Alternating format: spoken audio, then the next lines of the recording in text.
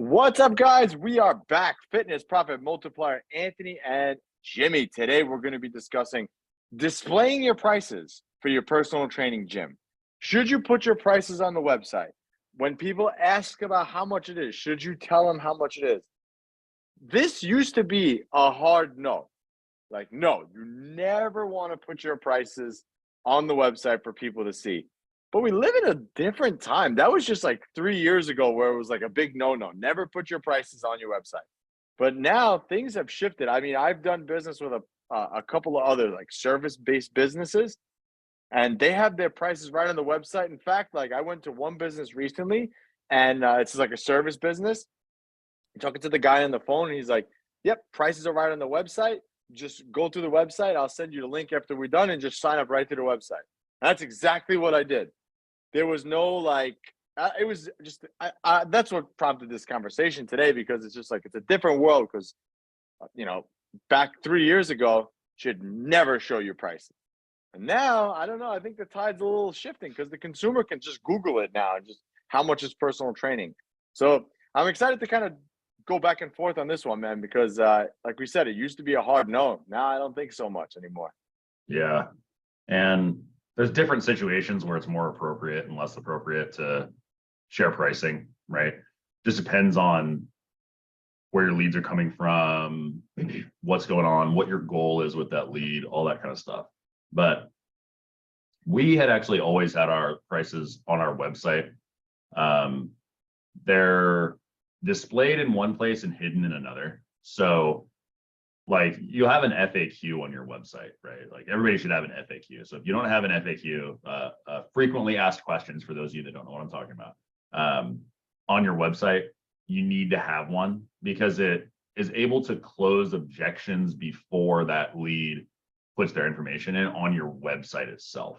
So nice to have an FAQ section. You know, like things like, is this like CrossFit?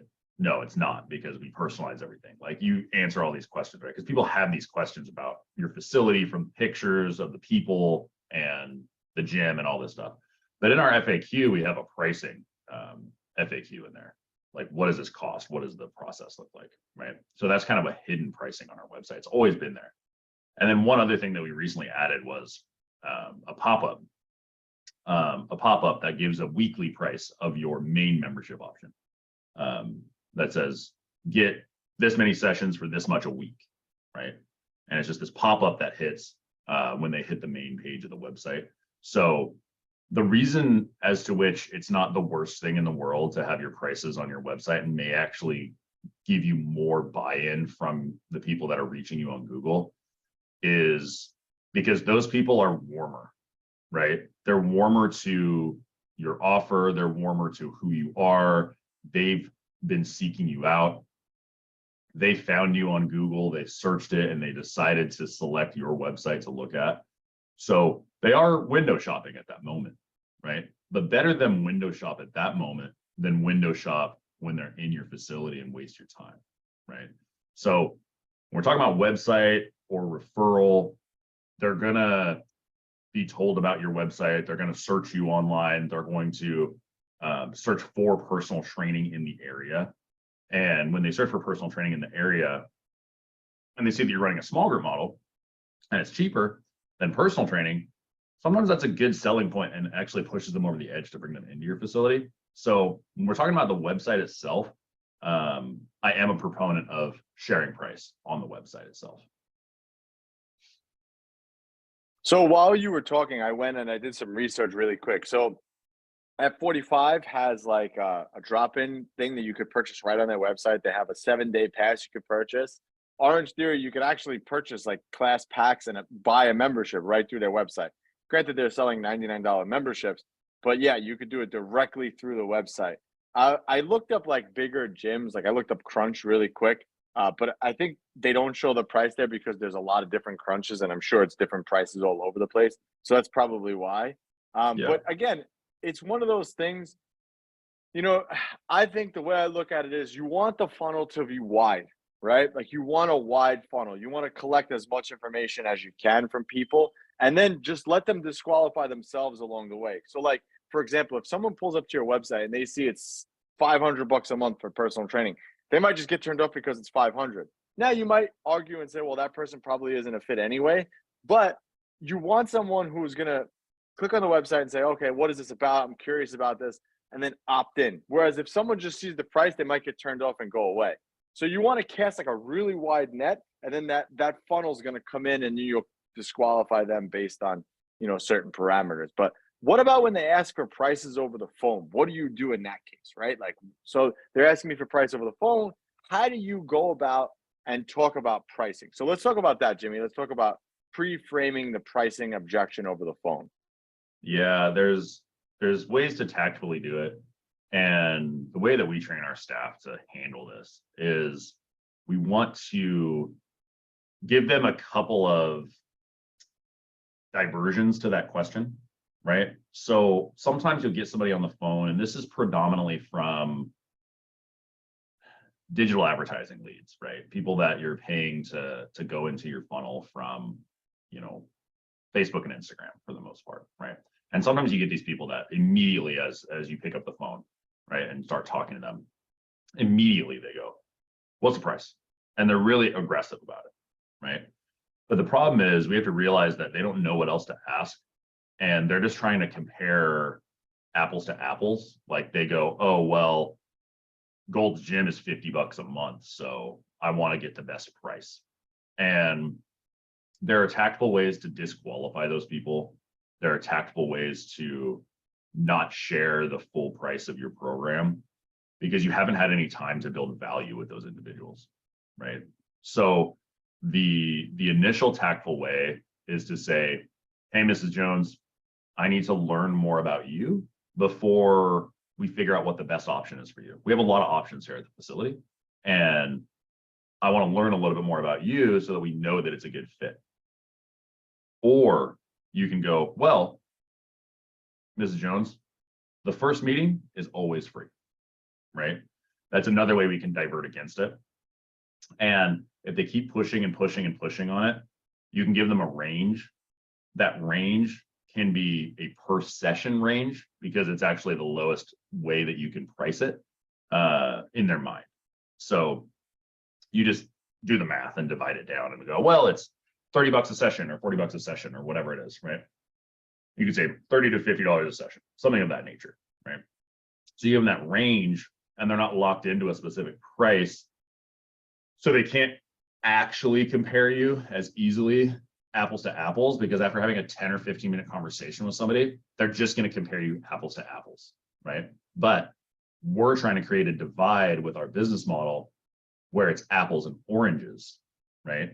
Because a small group personal training program is not the same as an Orange Theory or an F45 or a big box gym or anything like that. And it's not the same as a one-on-one trainer that you're going to meet at a Gold's Gym who is 18 years old and got certified in a weekend, right? It's very different. So for us to be able to create the divide between what we do and what they've done, or what we do and what's out there, takes a lot longer than 15 minutes. So we want to avoid sharing a defined price on the phone 2 or 3 times before we actually give it. And it is successful. So it's not like some of these objection closes that you will hear online that are not actually successful, right? You'll hear some business gurus out there say, oh, when they say this, say that, and it doesn't work. This works. So we will tell you what works and what doesn't work because we're in the trenches every day training our staff. We actually own gyms. We're not just some guru that got a gym to a point where it was marginally profitable or not even profitable and failed and then closed it and decided that we were going to coach people on how to grow their gyms. We have gyms and they are growing. So keep that in mind when you're deciding who to work with in this industry. So we will give you the actual things that are happening in our facility, the things that had happened to get us to the point where we're at. So that's a little bit of a soapbox. But when we talk about price and we talk about how we share it when we're talking on the phone, you call somebody up, you give them some details, you learn a little bit about them, and then they're hammering you on price. You have to divert that first. Mrs. Jones, we don't know what the best price is for you. Our onboarding specialist will better be able to determine that when they get you in for your free first meeting. So when would you like to schedule that? I have mornings and evenings, which works better for you, right? Then you start to give them, then you just go straight into scheduling, because the purpose of the call is to get the schedule. The purpose of the call is not to sell the training. So you divert it, they ask you again, you divert it one more time. Oh, the first session's always free, no obligation. Okay, they ask again, you give them a range, right? Sometimes that range makes them more comfortable. Sometimes that range makes them go, and then they may still schedule, but they may no-show you based upon sharing the range and based upon sharing the price. Could get you no-showed, but there's a lot of opportunities that we have from the phone if we get them in for a meeting that are not wasted opportunities. It just moves them down the pipeline a little bit more and allows you to actually show value. So I would divert it a couple of times, 2 or 3 times before you actually share on the phone.